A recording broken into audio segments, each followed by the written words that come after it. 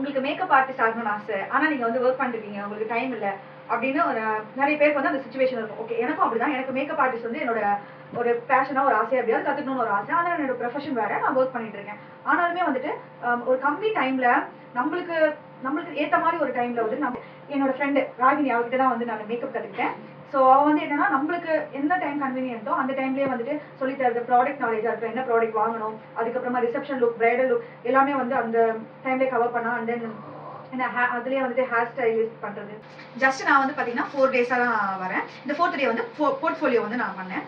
அதுலேயே வந்துட்டு sari draping, pre pleating and then social media வந்து எப்படி வந்து நம்ம கிளைண்ட் அட்டென்ட் பண்ணுறதுலேருந்து எல்லாமே வந்து இதிலே கவர் பண்ணிட்டா.